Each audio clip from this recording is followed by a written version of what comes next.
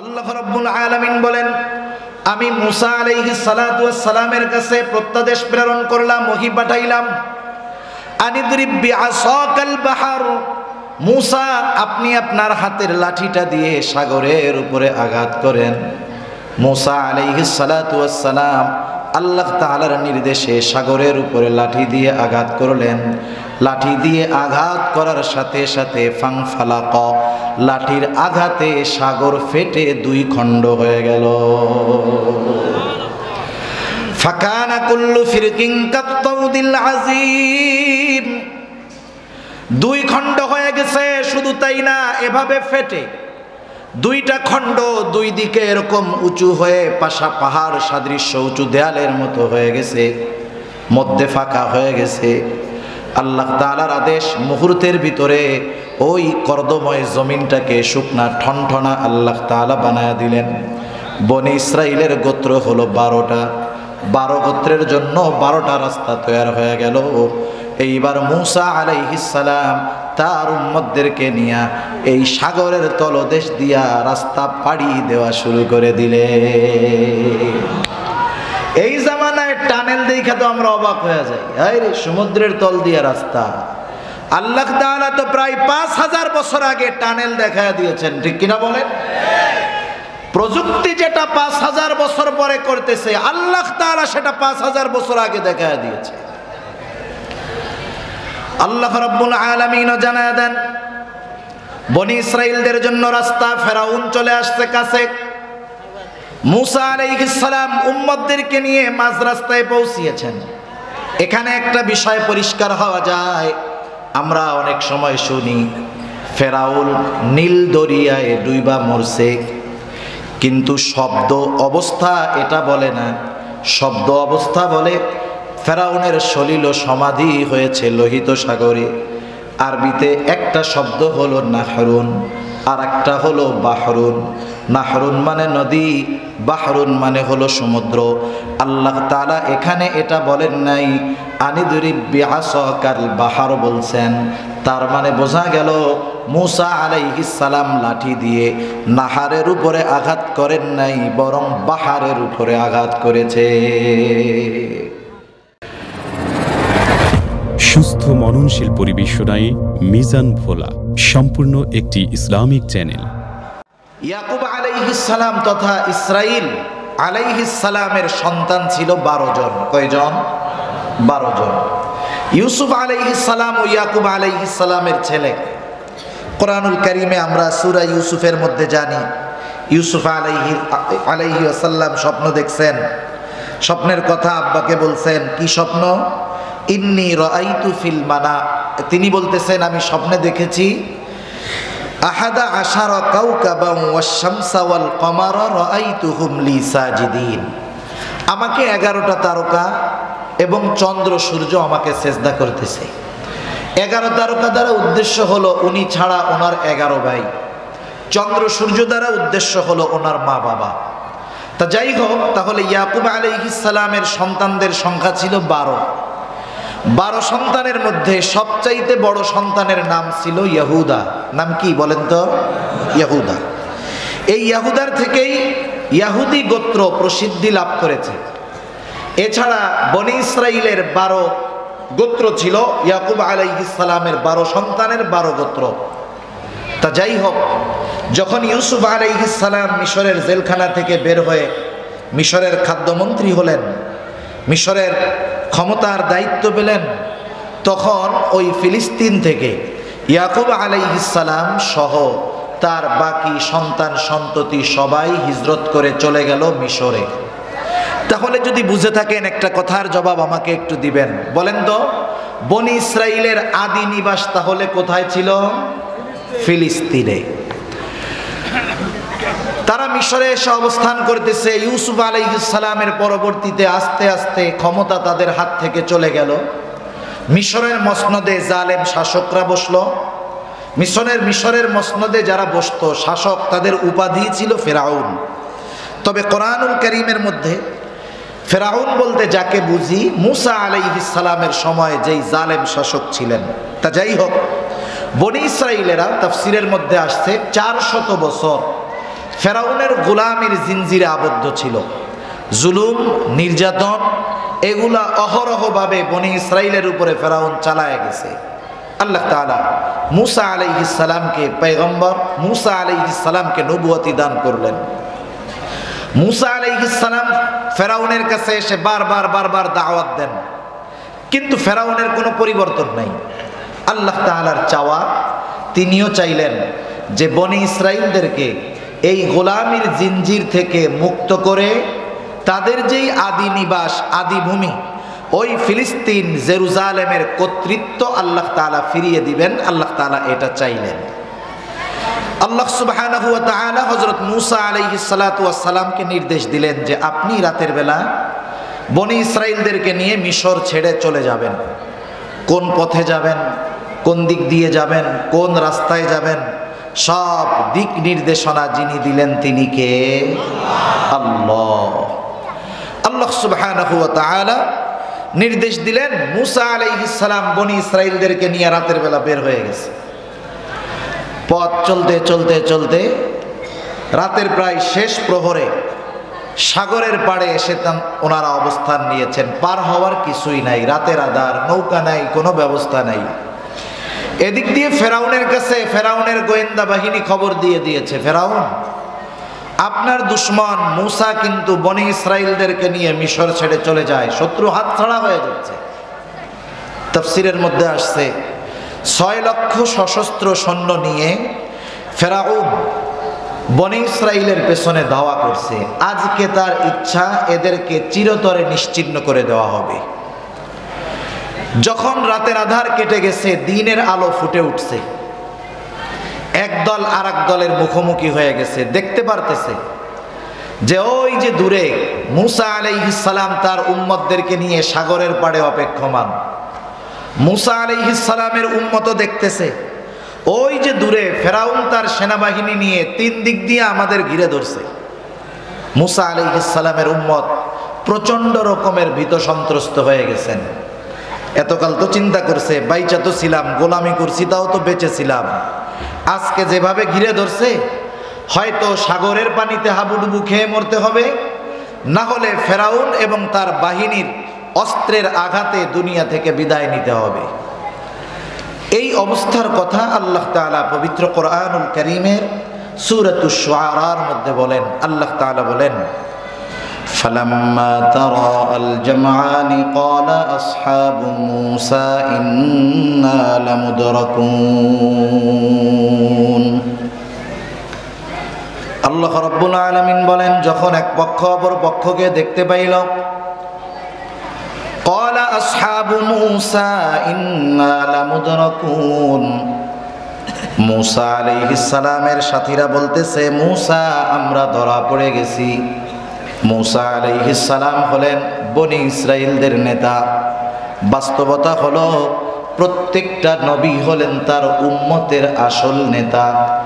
মূসা আলাইহিস সালাম বনি ইসরাইলদের নেতা, আর উম্মতে মুহাম্মাদির নেতা হলেন মুহাম্মাদুর রাসূলুল্লাহ। এই নেতৃত্ব যদি কেউ না মেনে নেয়, তাহলে আখিরাতে বাঁচার আর কোনো উপায় নাই। নেতার কাজ কি? নেতার কাজ হলো যখন তার অনুসারীরা কোনো মুসিবতে পড়ে, বিপদে পড়ে, নেতা তার বলিষ্ঠ কণ্ঠে বক্তব্য দিয়ে তার অনুসারী, তার কর্মীদেরকে পথ নির্দেশনা দেন, সান্ত্বনা দেন। মূসা আলাইহিস সালাম ও তার উম্মতের সামনে সুন্দর চমৎকার একটা বক্তব্য দিলেন। যদিও বক্তব্যটা বড় ছোট, কিন্তু এই বক্তব্যের মধ্যে বনি ইসরাইলদের মনে আগত অনাগত সম্ভবত যত ধরনের প্রশ্ন আছে, ছোট্ট বক্তব্যের মধ্যে সব ধরনের প্রশ্নের উত্তর তারা পেয়ে গেল। কারণ বনি ইসরাইল জাতির একটা বদ খাসলাত ছিল, বিনা কারণে শুধু প্রশ্ন করত।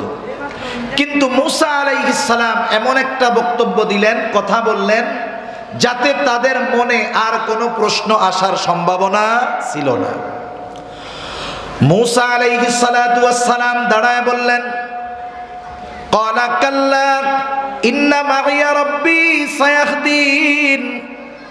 মূসা আলাইহিস সালামকে তারা বলতেছে ইন্না লামুদরাকুন, আমরা ধরা পড়ে গেছি। আর মূসা আলাইহিস সালাম কথার প্রথমেই বললেন কাল্লা। ওরা বলল ধরা পড়ে গেছি, মূসা আলাইহিস সালাম বললেন কখনোই নয়। হিজরতের সময় রাসূল আকরাম সাল্লাল্লাহু আলাইহি ওয়াসাল্লাম আবু বকর সিদ্দিক রাদিয়াল্লাহু তাআলা আনহু সাওর পর্বতে 3 দিন ওই গর্তের মধ্যে আত্মগোপন করছে। আবু বকর সিদ্দিক রাদিয়াল্লাহু তাআলা আনহু বলেন, কাফেরেরা আমাদেরকে খুঁজতে খুঁজতে একেবারে আমাদের গর্তের নিকটে চলে এসেছে।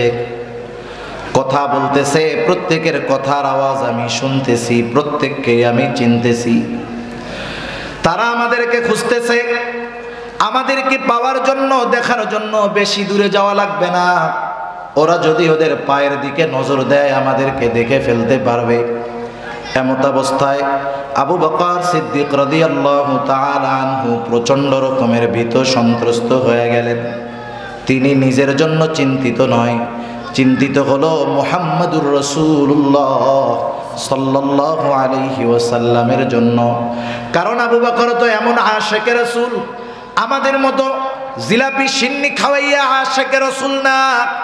আবু বকরকে যদি 100 বার হায়াত দেওয়া হতো, ওই 100 হায়াত 100 জীবন যদি নবীজির জন্য কোরবান করতে বলা হতো, আবু বকর এমন আশিকে রাসূল ওই 100 জীবন 100 বার নবীজির জন্য কোরবান করতে প্রস্তুত থাকত।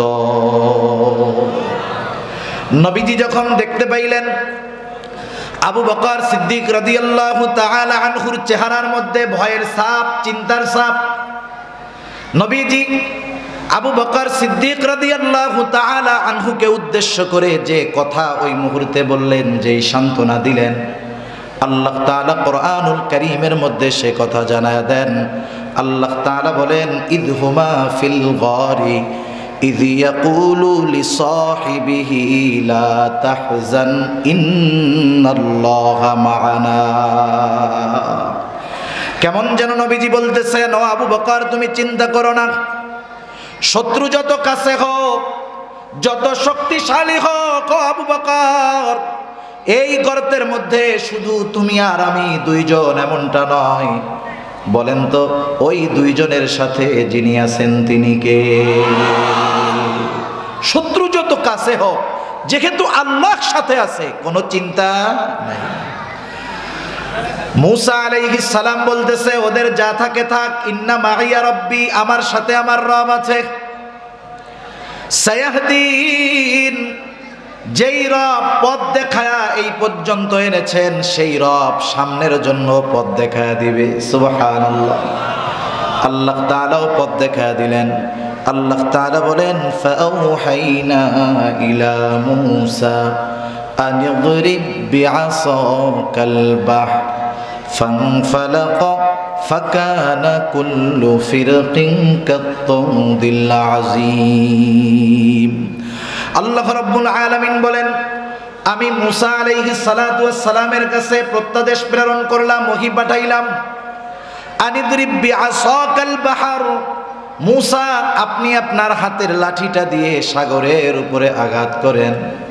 মূসা আলাইহিস সালাতু ওয়াস সালাম আল্লাহ তাআলার নির্দেশে সাগরের উপরে লাঠি দিয়ে আঘাত করলেন।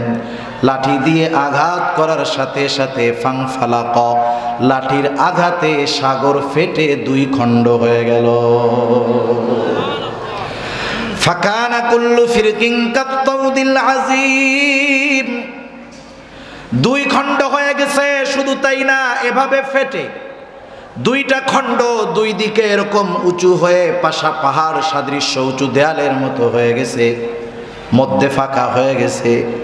আল্লাহ তাআলার আদেশ, মুহূর্তের ভিতরে ওই কর্দময় জমিনটাকে শুকনা ঠনঠনা আল্লাহ তাআলা বানায়া দিলেন। বনি ইসরাইলের গোত্র হলো 12টা, 12 গোত্রের জন্য 12টা রাস্তা তৈরি হয়ে গেল। এইবার মূসা আলাইহিস সালাম তার উম্মতদেরকে নিয়ে এই সাগরের তলদেশ দিয়া রাস্তা পাড়ি দেওয়া শুরু করে দিলে। এই জামানায় টানেল দেখা তো আমরা অবাক হয়ে যাই, আরে সমুদ্রের তল দিয়ে রাস্তা, আল্লাহ তাআলা তো প্রায় 5000 বছর আগে টানেল দেখায় দিয়েছেন, ঠিক কিনা বলেন? প্রযুক্তি যেটা 5000 বছর পরে করতেছে, আল্লাহ তাআলা সেটা 5000 বছর আগে দেখায় দিয়েছে। আল্লাহ রাব্বুল আলামিন জানায় দেন, বনি ইসরাইলদের জন্য রাস্তা, ফেরাউন চলে আসছে কাছে। মুসা আলাইহিস সালাম উম্মতদেরকে নিয়ে মাঝ রাস্তায় পৌঁছিয়েছেন। এখানে একটা বিষয় পরিষ্কার হওয়া যায়, আমরা অনেক সময় শুনি ফেরাউন নীল দরিয়ায় ডুইবা মরছে, কিন্তু শব্দ অবস্থা এটা বলে না। শব্দ অবস্থা বলে ফেরাউনের সলিল সমাধি হয়েছে লোহিত সাগরে। আরবিতে একটা শব্দ হলো নাহরুন, আর একটা হলো বাহরুন। নাহরুন মানে নদী, বাহরুন মানে হলো সমুদ্র। আল্লাহ তাআলা এখানে এটা বলেন নাই আনিদরিব বিআসাকাল বাহার বলছেন। তার মানে বোঝা গেল মুসা আলাইহিস সালাম লাঠি দিয়ে নাহারের উপরে আঘাত করেন নাই, বরং বাহারের উপরে আঘাত করেছে। আর সম্প্রতি সময়ে এসে একজন বিজ্ঞানী আছে, ডাক্তার মরিস বুকাইলি। উনি ফ্রান্সের একজন বড় ডাক্তার, আল্লাহর বান্দা, মুসলমান হয়েছে, মারাও গেছে। এই ডাক্তার মরিস বুকাইলি উনি ফেরাউনের এই দেহ নিয়ে গবেষণা করছে। গবেষণা করে উনি এই সিদ্ধান্তে উপনীত হয়েছেন যে ফেরাউনের দেহ অবশেষের সাথে কিছু লবণ পাওয়া গেছে। লবণ, নদীর পানিতে লবণ হয়, সমুদ্রের পানি লবণাক্ত, এজন্য ওটা দিয়ে লবণ হয়। আরো পারিপার্শ্বিক কিছু কারণকে সামনে রেখে কথা বলা যায় যে ফেরাউন পাড়ি দিয়েছে লোহিত সাগরে, ডুবে ফেরাউন মারা গেছে। তা যাই হোক, ফেরাউন এবার সাগরের পাড়ে আসছে। মুসা আলাইহিস সালাম উম্মতদেরকে নিয়ে মাঝ দরিয়ায় গেছে, মাঝ রাস্তায়। ফেরাউন আইসা দেখে যে রাস্তা তো রেডি। ফেরাউন কি আল্লাহ তাআলাকে চিনতো কি চিনতো না বলেন তো? ভালো মতো চিনতো। ফেরাউনও আল্লাহ তাআলার কাছে দোয়া করতো যে আল্লাহ, আমি জানি আপনি রব, তবে আমি দুনিয়া চাই, আমারে দুনিয়ায় সব দেন। বুঝেন নাই? বর্তমান দুনিয়ার অনেক ফেরাউন আছে, এরাও কিন্তু বায়তুল্লাহ গিয়ে আমার মনে হয় এটাই কয় যে আল্লাহ, আমি জানি আমি জালেম, এরপরেও দুনিয়া দেন আমারে। বুঝেন নাই? যারা জুলুম করে এরা আল্লাহ তাআলাকে চিনে। মক্কার কাফেররাও আল্লাহ তাআলাকে চিনত, চেনার পরে বিরোধিতা করত। ফেরাউন বুঝতে পারছে যে এই রাস্তায় আমার জন্য নিরাপদ নয়। কিন্তু মানুষ যখন অবাধ্যতার চূড়ান্ত পর্যায়ে পৌঁছিয়ে যায়, অহংকারের চূড়ান্ত সীমায় পৌঁছিয়ে যায়, নাফরমানির চূড়ান্ত অবস্থায় পৌঁছিয়ে যায়, সে তখন এমন কিছু সিদ্ধান্ত নিয়ে বসে যেটা তার চূড়ান্ত পতনের কারণ হয়ে যায়। ফেরাউন সীমা লঙ্ঘন করে ফেলছে। আল্লাহ তাআলা সেই কথা বলেন, وَجَاوَزْنَا بِبَنِي إِسْرَائِيلَ الْبَحْرَ فَأَتْبَعَهُمْ فِرْعَوْنُ بِجُنُودِهِ بَغْيًا وَعَدْوًا। ফেরাউন তার সৈন্য সামন্ত সহ অহংকারের বশীভূত হয়ে বনী ইসরাইলদেরকে সমূলে নির্মূল করার লক্ষ্যে তার সৈন্যবাহিনী সহ তাদের পেছনে অনুসরণ করা শুরু করলো। মুসা আলাইহিস সালাম তার উম্মতদেরকে নিয়ে অপর প্রান্তে চলে গেছেন, আর ফেরাউন তার বাহিনী নিয়ে মাঝ রাস্তায় গিয়েছে। বলেন তো, এই সমুদ্রের রাস্তাটা কি সব সময়ের রাস্তা নাকি?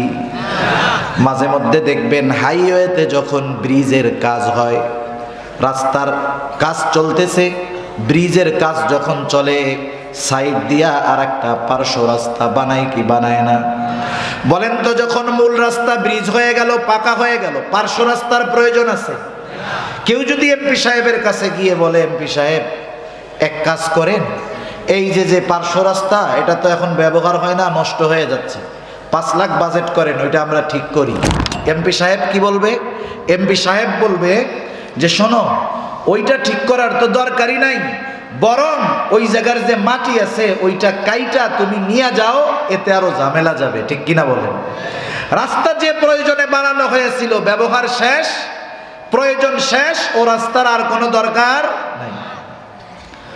আল্লাহ তাআলা রাস্তা বানিয়েছেন বনী ইসরাইলের জন্য, তাদের ব্যবহার যখন শেষ, রাস্তার প্রয়োজনও শেষ, ফেরাউন মাঝ রাস্তায় সৈন্য সামন্ত নিয়ে পৌঁছায়ছে। আল্লাহ তাআলা আদেশ দিলেন, পানি তুমি আগের অবস্থায় ফিরে যাও। কারণ আল্লাহ তাআলা হলেন এমন এক মহাপরাক্রমশালী সত্তা, তিনি যখন যা চান, যা ইচ্ছা করেন, শুধু বলেন হও, তৎক্ষণাৎ সেটা হয়ে যায়। আল্লাহ তাআলা বলেন, ইন্নামা আমরুহু ইযা আরাদা শাইআন আন ইয়াকুলা লাহু কুন ফায়াকুন। আল্লাহ তাআলা যা চান শুধু বলেন কুন হও, ফায়াকুন তৎক্ষণাৎ হয়ে যায়। এইবার ওই সমুদ্রের দুই দিকের পানি একসাথে যখন ফেরাউন আর তার সৈন্য সামন্তের উপরে পড়ছে, একজনেরও নিচের থেকে উপরে আসার সুযোগ হয় নাই, সবগুলা ওইখানেই শেষ। কিন্তু আল্লাহ তাআলা তো ফেরাউনকে এত সহজে ছেড়ে দিবেন না। জিবরাইল আলাইহিস সালাতু ওয়াস সালাম হাজির, সমুদ্রের তলদেশ থেকে এক টান দিয়া ফেরাউনকে উপরে নিয়ে আসছে। ফেরাউনকে উপরে নিয়ে আসছে একটা টান দিয়া। এইবার চুবনি চলতেছে, চুবনি। ফেরাউন বুঝতে পারছে আজকে ধরা পড়ে গেছি, আজকে আর আমার বাঁচার কোনো উপায় নাই। ফেরাউনকে চুবানো শুরু হয়ে গেছে। মূলত এটা হলো ফেরাউনের উপরে আল্লাহ তাআলার গজব। ফেরাউন যখন বুঝতে পেরেছে এতকাল আল্লাহ তাআলা ছাড় দিয়েছে, আজকে আর আল্লাহ তাআলা ছাড় দিবেন না, এইবার ফেরাউন ঈমান আনার ঘোষণা দিচ্ছে, ঈমান আনার ঘোষণা। ফেরাউন বলে, আমানতু আন্নাহু লা ইলাহা ইল্লাল্লাযী আমানাত বিহি বানু ইসরাঈল ওয়া আনা মিনাল মুসলিমিন। বলে আমি ঈমান আনলাম, বনি ইসরাঈলেরা যার উপরে ঈমান আনছে আমি তার উপরে ঈমান আনলাম যে আল্লাহ ছাড়া কোনো ইলাহ নাই। মনে রাখতে হবে, যখন কোনো জাতির উপর গজব আসে, গজব চলে আসলে, আযাব চলে আসলে তাওবা কবুল হয় না, ঈমান কবুল হয় না। ফেরাউনের উপরেও গজব চলে আসছে, বলেন তো এখন ফেরাউনের ঈমান কবুল হবে নাকি? গজব আসার আগে তাওবা করতে হয়। যেমন হযরত ইউনূস আলাইহিস সালাতু ওয়াস সালামের সম্প্রদায় বারবার দাওয়াত দেন, তাদের মধ্যে কোনো পরিবর্তন নাই। ইউনূস আলাইহিস সালামের সম্প্রদায়ের একটা অভ্যাস ছিল, তারা প্রতিদিন সকালবেলায় গোসল করে খাওয়া দাওয়া করে দিনের শুরুর কাজ ছিল ইউনূস আলাইহিস সালামকে কষ্ট দেওয়া। প্রতিদিন সকালে গিয়ে প্রথমে এই কাজ তারা করতো, এটা না করলে তাদের দিন ভালো যাইতো না। তো ইউনূস আলাইহিস সালামকে আল্লাহ তাআলা জানায় দিলেন যে আপনার এই জাতির অবাধ্যতা চূড়ান্ত সীমায় পৌঁছে গিয়েছে, 3 দিন পরে এদের উপরে গজব আসবে। ইউনূস আলাইহিস সালাম বললেন, অবস্থা কিন্তু এই, 3 দিন পরে কিন্তু গজব আসবে। ওনার কওম আরো অবাধ্যতা বাড়ায় দিছে। 1 দিন গেছে, অবস্থা যা তাই। 2 দিন গেছে, অবস্থা যা তাই। পরের দিন গজব আসবে। ইউনূস আলাইহিস সালাম চিন্তা করলেন যে অতীতের নজির হলো আল্লাহ তাআলা যখন কোথাও কোনো গজব দেন তখন ওই নবীকে ওই গজবের এলাকায় রাখেন না, ওখান থেকে সরায় নিয়ে যান। তা অতীতে যেহেতু সব নবীকে আল্লাহ তাআলা চলে যাইতে বলছেন, নিয়ে গেছেন, আমাকেও তো যাইতে বলবে, সুতরাং আমি চলেই যাই। ইউনূস আলাইহিস সালাম আল্লাহ তাআলার পক্ষ থেকে নির্দেশ আসার আগে নিজে ইজতিহাদ করে উনি চলে গেছেন। যাই হোক, ওই রাত্রে এলাকা ছেড়ে উনি চলে গেছেন। পরের দিন সকালবেলা, যেদিন গজব হবে, গজব আসবে, ইউনূস আলাইহিস সালামের সম্প্রদায় সকালবেলা খাওয়া দাওয়া খায়া গোসল টোসল করে ইউনূস আলাইহিস সালামের বাড়িতে আসছে। আইসা দেখে দরজা লাগানো, ইউনূস আলাইহিস সালাম নাই। এতকাল এত জুলুম অত্যাচার করেছে ইউনূস আলাইহিস সালাম, কোনোদিন এলাকা ছাড়ে নাই, আজকে নাই। ওদের মনের ভিতরে একটু খটকা লাগছে। আশেপাশে লোক পাঠাইছে, কোথাও ইউনূস আলাইহিস সালামের কোনো খবর নাই। এইবার ওদের মনের মধ্যে ভয় ঢুকে গেছে, হায় রে, এতকাল ইউনূসকে আমরা এত কষ্ট দিয়েছি, ইউনূস কখনো যায় নাই, তাহলে সত্যই মনে হয় গজব আসবে। এরা সবাই একত্রিত হয়েছে, আল্লাহ তাআলার কাছে ক্ষমা চাইছে, তাওবা করছে, ঈমান আনছে। যেই গজব আসার কথা ছিল, গজব আসার আগে ঈমান আনার কারণে আল্লাহ তাআলা তাদের উপর থেকে গজবকে উঠায় নিয়েছে। সুবহানাল্লাহ। আর ফেরাউন গজব আসার পরে ঈমান আনছে, ঈমান কবুল হবে না। আল্লাহ তাআলা বলেন, আল আনা ওয়া ক্বাদ আসাইতা মিন ক্বাবলু ওয়া কুনতা মিনাল মুফসিদিন। এখন তুমি ঈমান আনার ঘোষণা দিচ্ছ, অথচ ইতিপূর্বে জমিনে বিশৃঙ্খলা সৃষ্টি করেছ। তোমার ঈমান এখন তো কবুল হবে না। তবে তুমি তো মরবাই। তবে শুনে নাও, ফালইয়াউমা নুনাজ্জিকা বিবাদানিকা লিতাকুনা লিমান খালফাকা আয়া। আমি আজকে তোমার দেহকে সংরক্ষণ করব, যাতে করে তুমি তোমার পরবর্তীদের জন্য নিদর্শন হও। আল্লাহ তাআলা ফেরাউনের দেহকে এমনভাবে সংরক্ষণ করেছেন, সমুদ্রের কোনো মাছ তার দেহ খায় নাই, পোকা লাগে নাই। মিশরের জাতীয় জাদুঘরে যত মমি আছে বিভিন্ন প্রযুক্তি কেমিক্যাল ব্যবহার করে রাখা হয়েছে, কিন্তু ফেরাউনের ওই দেহটাকে কোনো মেডিসিন ছাড়া, কোনো প্রসেস ছাড়া, রাসায়নিক ছাড়া জালেমদের জন্য নিদর্শন হিসাবে সংরক্ষণের ব্যবস্থা যিনি করেছেন তিনি কে? আল্লাহ তাআলা ফেরাউনের দেহকে সংরক্ষণ করছে সাধারণ পাবলিকের জন্য নয়, বিশেষ করে তাদের জন্য যারা শাসকের আসনে বসে জনগণের খাদেম হওয়ার পরিবর্তে জনগণের উপরে জুলুম করে তাদের জন্য। যে দেখে রাখো, তোমার পূর্ববর্তী যারা ছিল জালেম, এদের সর্বশেষ পরিণতি কি হয়েছে, অপেক্ষা করো, তোমার জন্যও এর চাইতে ভয়ঙ্কর অবস্থা অপেক্ষা করতেছে, ঠিক কিনা? কিন্তু আফসোসের বিষয় হলো, গোটা দুনিয়ার শাসকরা এটাকে শুধু ভ্রমণ এবং দেখার একটা বিষয় মনে করে, শিক্ষার বিষয় মনে করে না। তা যাই হোক, যে কথা বলতেছিলাম, মুসা আলাইহিস সালামের উম্মত নদীর সাগরের ওই পারে উঠা নিজ চোখে ওরা দেখছে যে ফেরাউন কেমনে মরলো। মুসা আলাইহিস সালামের যেই বয়ান বক্তব্য কিভাবে বাস্তবে পরিণত হলো, একটু আগে যেই শত্রুর হাতে মরার ভয়ে তারা চিন্তিত ছিল, সেই শত্রুকে আল্লাহ তাআলা কেমনে লোহিত সাগরে ডুবাইয়া মারলেন বলেন তো। এই দৃশ্য দেখার পরে বনি ইসরাইল জাতির আল্লাহ তাআলার উপরে সর্বোচ্চ কৃতজ্ঞ হওয়ার দরকার ছিল কি ছিল না? কিন্তু আফসোস, এদের মধ্যে কোনো পরিবর্তন নাই। আল্লাহ তাআলা তাদেরকে দরিয়ার অপর প্রান্তে নিলেন, ওই অবস্থাগুলো দেখাইলেন। এখন ওরা কি বলে জানেন? ওরা বলে, মুসা কই আনছো? আমাদের সব পোশাক আশাক বাড়িঘর সব রয়েছে মিশরে, এমন জায়গায় আনছো থাকার জায়গা নাই, খোলা মাঠ, মাথার উপরে কোনো ছাদ নাই, রোদে কষ্ট বৃষ্টিতে কষ্ট, রান্না বান্নার কিছু নাই, খাবো দাবো কেমনে, না খাইয়াই তো মারা যাবো, এর চেয়ে মিশরে ভালো ছিলাম। কি বলে? এর চেয়ে মিশরে ভালো ছিলাম। অকৃতজ্ঞ এক জাতি। আল্লাহ তাআলা তাদের জন্য মেঘকে ছাদ বানায় দিলেন, মেঘমালাকে কি করলেন? ছাদ বানায় দিলেন।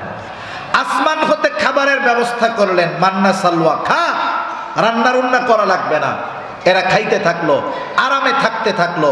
কিন্তু আল্লাহ তাআলা মিশর থেকে তাদেরকে দরিয়া পাড়ি দিয়ে এপারে আনার উদ্দেশ্য যে ফিলিস্তিনের ওই তাদের আদি পিতৃভূমি আল্লাহ তাআলা তাদের হাতে তুলে দিবেন, এটা আল্লাহ তাআলার ইচ্ছা।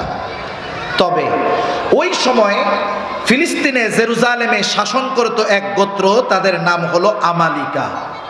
এরা সম্ভবত আদ গোত্রের পূর্বসূরি ছিল আর কি।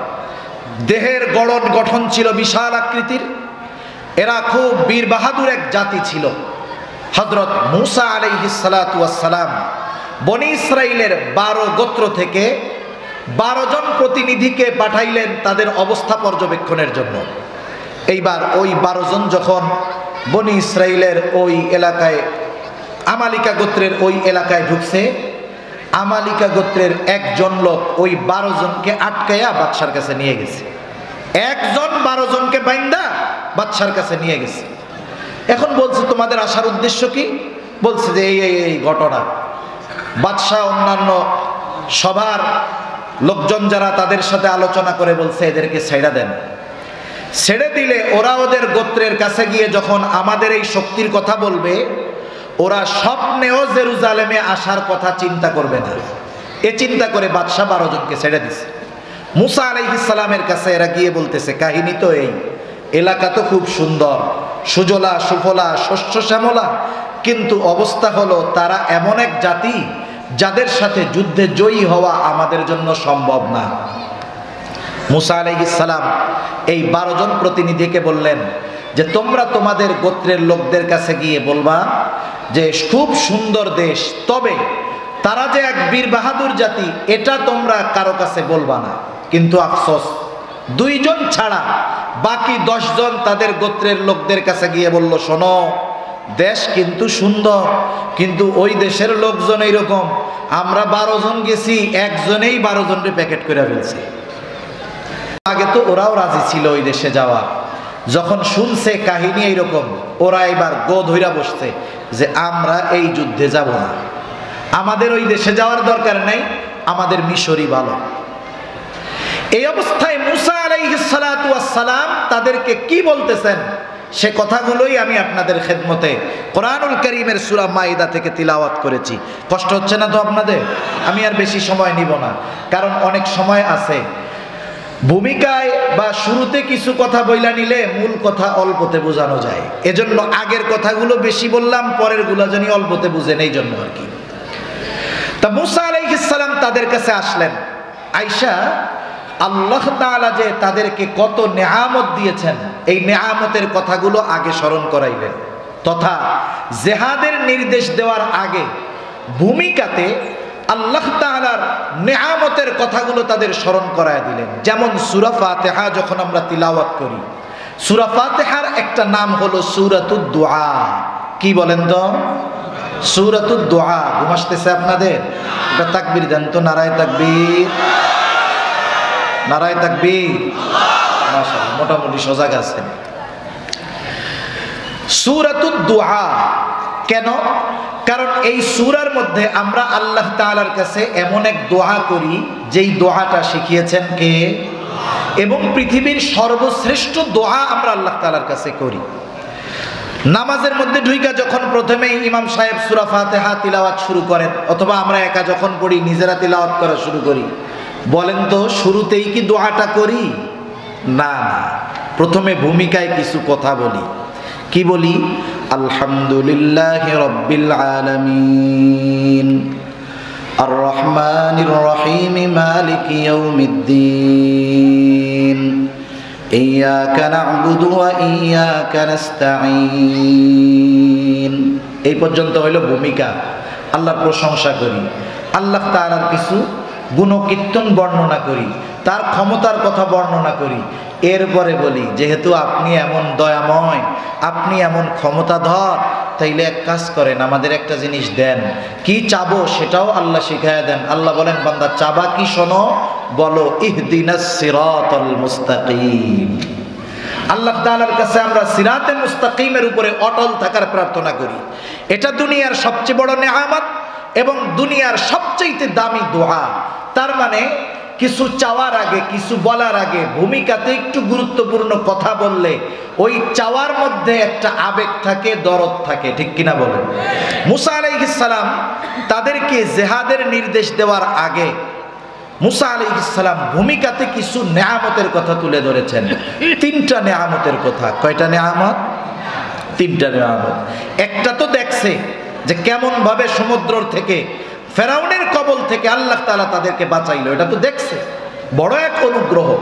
এবার মুসা আলাইহিস সালাম তার সম্প্রদায়ের কাছে বলতেছে, وَإِذْ قَالَ مُوسَى لِقَوْمِهِ يَا قَوْمِ اذْكُرُوا نِعْمَةَ اللَّهِ عَلَيْكُمْ إِذْ جَعَلَ فِيكُمْ أَنْبِيَاءَ وَجَعَلَكُمْ مُلُوكًا। মুসা আলাইহিস সালাম তার কওমকে বলতেছে, হে আমার সম্প্রদায়, আল্লাহ তাআলার ওই নেয়ামতগুলো স্মরণ করো যেগুলো আল্লাহ তাআলা তোমাদেরকে দিয়েছেন। কি নেয়ামত? 1 নম্বর নেয়ামত, ইদ জাআলা ফীকুম আম্বিয়া, তোমাদের মধ্য থেকে আল্লাহ তাআলা অনেক পয়গম্বর প্রেরণ করেছে। হযরত ইসমাঈল আলাইহিস সালাতু ওয়াস সালাম যখন মক্কায় বসতি স্থাপন করলেন, বনি ইসমাইল থেকে আর কোন নবী নাই, একবারে শেষ নবী মুহাম্মদুর রাসূলুল্লাহ। কিন্তু বনি ইসরাইল থেকে ঈসা আলাইহিস সালাম পর্যন্ত যত নবী আসছে, ইয়াকুব আলাইহিস সালাম থেকে নিয়ে ঈসা আলাইহিস সালাম পর্যন্ত যত নবী আসছে, সব বনি ইসরাইলের নবী। নবীজি এক হাদিসের মধ্যে বলেন, বনি ইসরাইল কখনো নবী শূন্য থাকে নাই। যেখানেই তাদের বসবাস ছিল, স্থান ছিল, আল্লাহ তাআলা এক নবীর মৃত্যু হলে আর এক নবী পাঠায়া ওই শূন্য স্থান পূরণ করেছে। আমাদের সমাজের মধ্যে, গোত্রের মধ্যে, বংশের মধ্যে কারো বংশে যদি 10টা বিসিএস ক্যাডার থাকে, বলেন তো ওই গ্রামের মধ্যে ওই বংশের পাওয়ার কম না বেশি? নিজে যা হয় হোক, মানুষের কাছে বলে বেড়ায় আমি ওই বংশের লোক, আমার বংশে 10টা বিসিএস ক্যাডার আছে। 10টা বিসিএস ক্যাডার যদি থাকে, এটা নিয়ে যদি গর্ব করতে পারে, এটাকে যদি নিয়ামত মনে করতে পারে, যেই গোত্র যেই বংশের মধ্যে ধারাবাহিকভাবে নবী এসেছে, বলেন তো এটা আল্লাহ তাআলার পক্ষ থেকে অন্যতম এক দামি এক নিয়ামত নয় কি? এজন্য মুসা আলাইহিস সালাম বললেন, শোনো, তোমাদের মধ্য থেকে আল্লাহ তাআলা অনেক নবী প্রেরণ করেছেন। শুধু তাই না, ওয়াজআলাকুম মুলুকা, আল্লাহ তাআলা তোমাদেরকে বাদশাহী দান করেছেন, রাজত্ব দান করেছেন। কথা হইল সবাই তো আর রাজা হইতে পারে না, কিন্তু বায়ানুল কোরআনের মধ্যে আসছে, আশরাফ আলী থানবী রহমাতুল্লাহি আলাইহি লিখেছেন, এক বুজুর্গের হাওলা দিয়ে যখন কোনো গোত্র বা বংশ থেকে কোনো বাদশাহ হয়, তখন ওই বাদশাহীর সাথে গোটা বংশটাকেই সম্পৃক্ত করা হয়। যেমন ওসমানীরা শাসন করছে, বলে ওসমানী শাসন আমল, আব্বাসী শাসন আমল, উমাইয়া শাসন আমল।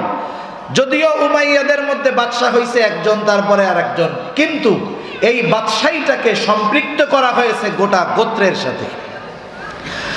মুসা আলাইহিস সালাম বললেন, আল্লাহ তাআলা তোমাদেরকে বাদশাহী দান করছে, বড় বড় বাদশাহ বনি ইসরাইলদের মধ্য থেকে হয়েছে। শুধু তাই না, মুসা আলাইহিস সালামের পরে আল্লাহ তাআলা বাদশাহী দিয়েছেন সুলাইমান আলাইহিস সালামকে, বনি ইসরাইলের নবী।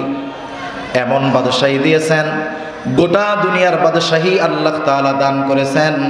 আল্লাহ তাআলার কাছে সুলাইমান আলাইহিস সালাম দোয়া করেছে, রব্বি হাবলি মুলকাল লা ইয়ানবাগি লিআহাদিন মিন বা'দি, আয় আল্লাহ আমাকে আপনি এমন এক রাজত্ব দান করেন যেই রাজত্ব আমার পরে আপনি আর কাউকে দিবেন না। তাহলে আল্লাহ তাআলা পরলৌকিক বড় নিয়ামত বনি ইসরাইলদের দান করেছেন, বাদশাহী দিয়ে দুনিয়ার নিয়ামত দান করেছে। এরপরে মুসা আলাইহিস সালাম বলতেছে, ওয়া আতাকুম মা লাম ইউতি আহাদাম মিনাল আলামিন। মুসা আলাইহিস সালাম যখন তার কওমকে এই কথা বলতেছে যে তোমাদেরকে এমন কিছু দেওয়া হয়েছে যা বিশ্ববাসীকে আর দেওয়া হয় নাই, ওই পর্যন্ত মুসা আলাইহিস সালাম যখন বলতেছেন, ওই সময় পর্যন্ত বনি ইসরাইলকে আল্লাহ তাআলা এত নিয়ামত দিয়েছেন যে ওই রকম নিয়ামত দুনিয়ায় আর কাউকে দেওয়া হয় নাই। অবাক হয়ে যাবেন, পবিত্র কোরআনুল কারীমের সর্ববৃহৎ সূরা, সূরা বাকারা, এই সূরা বাকারার মধ্যে আল্লাহ তাআলা বনি ইসরাইলদেরকে প্রদত্ত নিয়ামতগুলোর কথা ধারাবাহিকভাবে বর্ণনা করেছেন। ধারাবাহিক প্রায় 40টার উপরে নিয়ামতের কথা আল্লাহ তাআলা সূরা বাকারার মধ্যে বর্ণনা করেছে।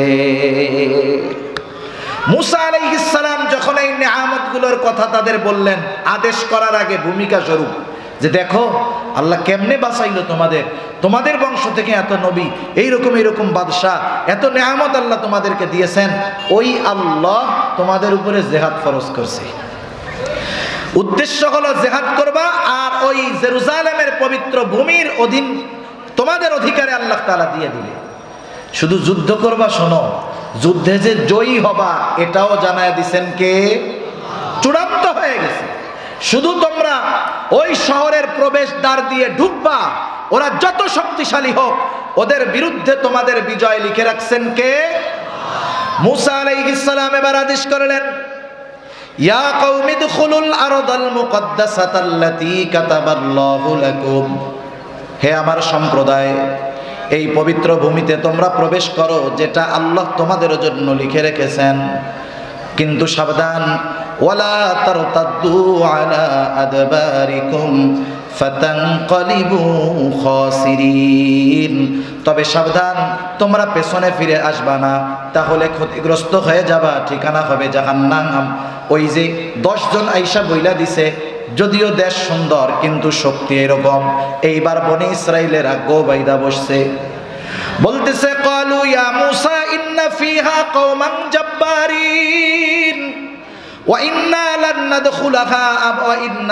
নাদখুলাহা হাত্তা ইয়াখরুজু মিনহা ফাইন ইয়াখরুজু মিনহা ফাইন্না দাখিলুন। ও মূসা, ওই জাতি খুব শক্তিশালী জাতি, আমরা জানতে পেরেছি। ওরা যতক্ষণ ওইখান থেকে বের না হবে ততক্ষণ আমরা ওই শহরে যাব না, আমরা ওইখানে যাব না যতক্ষণ না তারা বের হয়। মূসা আলাইহিস সালাম তাদেরকে বুঝায় বুঝায় ক্লান্ত হয়ে গেছেন। এইবার দুইজন আল্লাহর বান্দা, ওই 12 জনের মধ্যে দুইজন, একজনের নাম হলো ইউশা ইবনে নুন, আর একজনের নাম হলো কালিব। এই দুইজন আল্লাহর বান্দা এবার তারা বনি ইসরাইলদেরকে বোঝানো শুরু করছে। নবী বুঝাইয়া ক্লান্ত হয়ে গেছে, এইবার অন্য দুই নেক বান্দা বুঝাইতেছে। قال رجلان من الذين يخافون أنعم الله عليهم ادخلوا عليهم الباب فإذا دخلتموه فإنكم غالبون।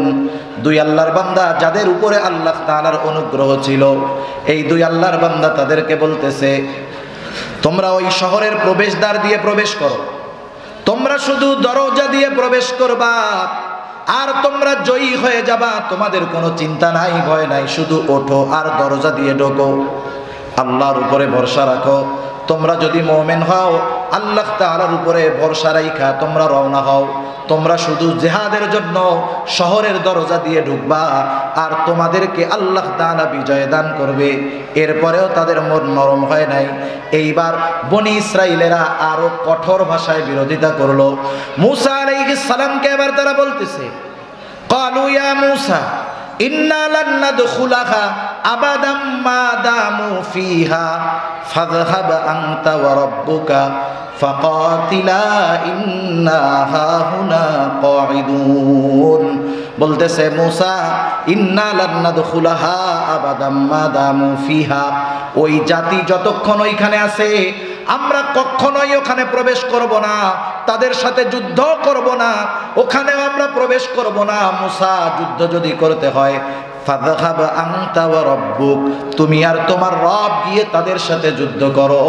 ইন্না হাহুনা কাঈদুন, আমরা এইখানে বসলাম, আমরা যুদ্ধ করতে পারবো না। কত বড় অবাধ্য জাতি! মান্না সালোয়া খাইয়া গায়ে শক্তি হইছে। যেই আল্লাহ খাওয়াইতেছে ওই আল্লাহ তাআলা আদেশ করছে শুধু ঢুকো, তোমরা জয় হয়ে যাবা। কিন্তু এই অকৃতজ্ঞ, সীমা লঙ্ঘনকারী, অবাধ্য জাতি আল্লাহর আইন তো অমান্য করলো, সাথে সাথে আল্লাহ তাআলার বিধানকে অমান্য করে বলতেছে তুমি আর তোমার রব গিয়ে যুদ্ধ করো, আমরা পারবো না, আমরা এখানে বসে থাকলাম। নাউযুবিল্লাহ বলেন। মুফাসসিরিনে কেরাম এই আয়াতের তাফসীর আনেন, যা মূসা আলাইহিস সালামের উম্মত আর মুহাম্মাদুর রাসূলুল্লাহ সাল্লাল্লাহু আলাইহি ওয়াসাল্লামের উম্মত এত বুঝাইয়া, এত নিয়ামত খাওয়াইয়া, এত তেল মাইরা, জয়ের ঘোষণা দিয়া, এরপরেও তাদের যুদ্ধে নেওয়া যায় নাই। কিন্তু মুহাম্মদ সাল্লাল্লাহু আলাইহি ওয়াসাল্লামের উম্মত কি করছে? বদরের যুদ্ধ হবে, ঘটনা বলবো না, আমি শুধু একটু প্রেক্ষাপট বলতেছি। বদরের যুদ্ধ ইতিহাস যদি ঘাটা হয়, যুদ্ধ হবার কথা ছিল না, কিন্তু আবু জেহেল দেখছে 1000 সশস্ত্র কাফের নিয়ে আসছি সৈন্য, এই চান্সে ইসলাম এবং মুসলমানদের চিরনির্মূল করে দিয়ে যায়। নবীজি ওই রকম বড় যুদ্ধের প্রস্তুতি নিয়ে মদিনা থেকে বের হন নাই, কিন্তু অবস্থা এমন, যুদ্ধ না করে উপায় নাই।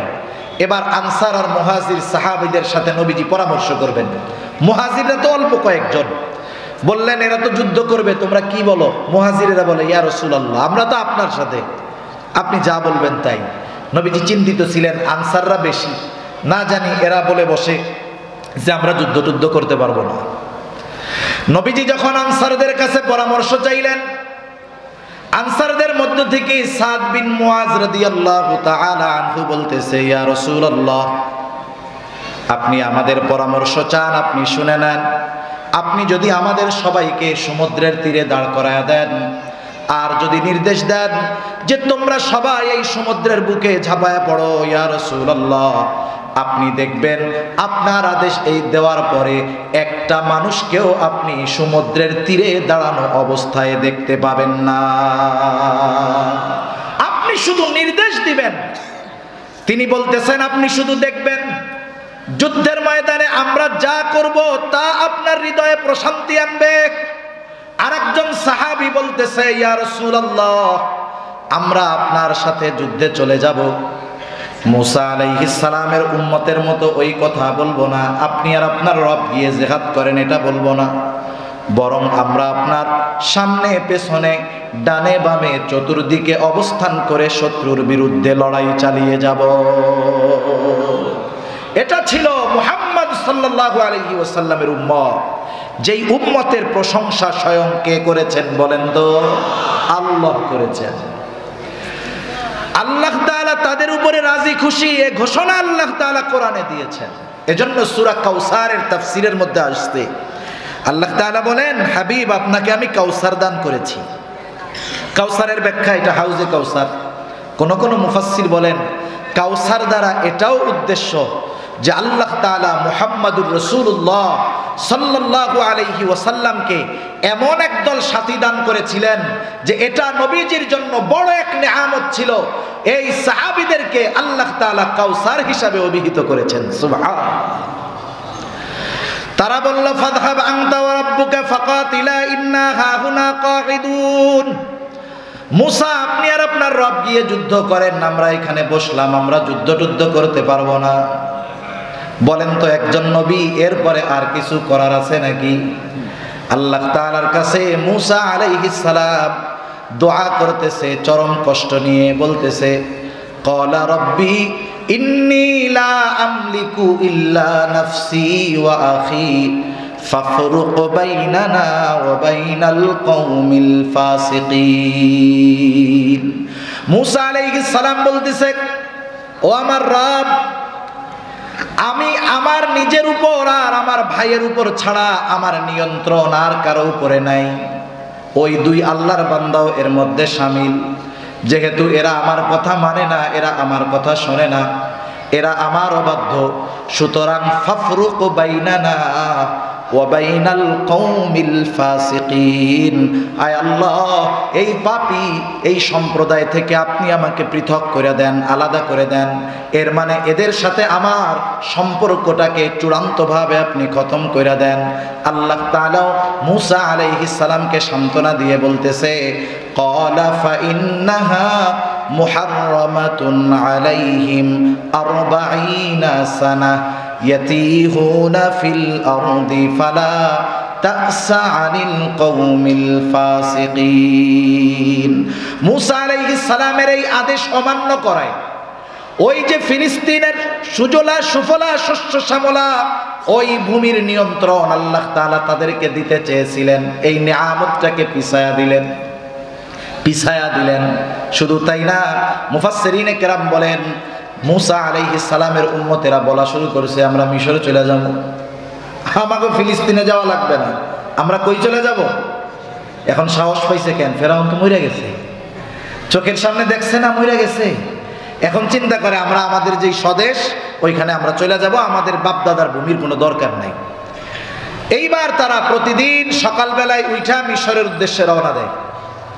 সকাল থেকে বিকাল পর্যন্ত হাঁটে, যেই সন্ধ্যা লাগে দেখে যে ঘুরা ফিরা সেই একই জায়গায় এসে উপস্থিত। এইভাবে 30 প্রান্তরের মধ্যে আল্লাহ তাআলা 40 বছর তাদেরকে ঘুরাইছেন। কত বছর? 40 বছর। এর মধ্যে মুসা আলাইহিস সালাম, হারুন আলাইহিস সালামের ইন্তেকাল হয়ে গেছে। এই অবাধ্য জাতির নেতৃত্বে যারা ছিল তারাও দুনিয়া থেকে চলে গেছে। পরবর্তী প্রজন্মের একদল ইমানদার নিয়ে ইউশা ইবনে নুনের নেতৃত্বে ওই আমালিকা গোত্রকে পরাজিত করে বনি ইসরাইলদের ওই যে নেয়ামত আল্লাহ তাআলা দিতে চেয়েছেন, এই জেরুজালেমের নেতৃত্ব আল্লাহ তাআলা বনি ইসরাইলের হাতে দিয়েছেন। এরপরে দীর্ঘকাল নেয়ামত ভোগ করছে। সুলাইমান আলাইহিস সালামের পরে আস্তে আস্তে এরা আবার অবাধ্যতার চূড়ান্ত পর্যায়ে পৌঁছিয়ে গিয়েছে।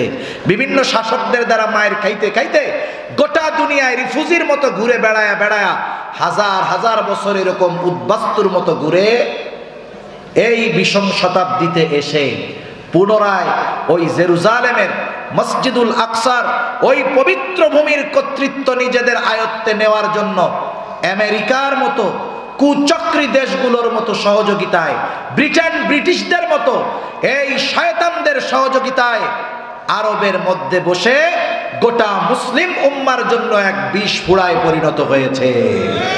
মনে রাখতে হবে, বিষ ফোড়ার ব্যথাও আছে, কিন্তু পতনও তো আছে, ঠিক কিনা? সেই পতনের দিকে হয়তো তারা ধাবিত হচ্ছে, কিন্তু আফসোস আমরা তো আমাদের ভাইদের সহযোগিতা করতে পারতেছি না। সাথে সাথে আর একটা কথাও বলার দরকার, যে এই মসজিদুল আকসার সাথে আমাদের হৃদয়ের সম্পর্ক, আত্মার সম্পর্ক, ঈমানের সম্পর্ক, আমলের সম্পর্ক।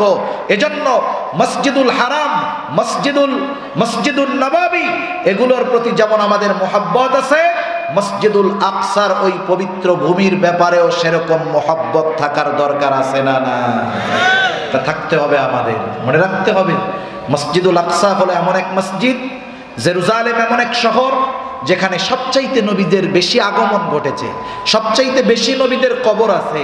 ওই মসজিদ তো এমন এক মসজিদ, যেই মসজিদেই তো আল্লাহ তাআলা দুনিয়ার সব নবী রাসূলদেরকে একত্রিত করেছেন এবং তাদের উপস্থিতিতে আমার আপনার নবীকে ইমাম বানিয়ে 2 রাকাত নামাজ আল্লাহ তাআলা পড়িয়েছেন। সুবহানাল্লাহ। সেজন্য আমরা আমাদের ভাইদের জন্য সহযোগিতা করব। সহযোগিতা শুধু অস্ত্র দিয়ে হয় না। আল্লাহ রাসূল যখন বদরের যুদ্ধ চলতেছে, নবীজি সাল্লাল্লাহু আলাইহি ওয়াসাল্লাম, সৈন্যবাহিনী, মুসলমানরা রোজার মাস, প্রচণ্ড গরম, অস্ত্রবিহীন, 100 তলোয়ারও নাই, এই মুসলমানদের কারো হাতে পাথর, খেজুরের ডাল, এরা যুদ্ধে নেমে গেছে। নবীজি আল্লাহ তাআলার কাছে রোনাজারি করতেছেন, এত পরিমাণ কান্না করেছেন। আবু বকর সিদ্দিক রাদিয়াল্লাহু তাআলা আনহু আয়েশা বলে, ইয়া রাসূলুল্লাহ, যথেষ্ট হয়েছে, আল্লাহ তাআলা আমাদেরকেই বিজয় দান করবে, আপনি থামেন। এজন্য অস্ত্রের সাথে ইমানদারের ইমানি যুদ্ধে, জেহাদে জয়ী হওয়ার জন্য অশ্রুর দরকার আছে না নাই? আছে। সেজন্য আমরা আমাদের অশ্রু দিয়ে আমাদের ভাইদের জন্য দোয়া করব।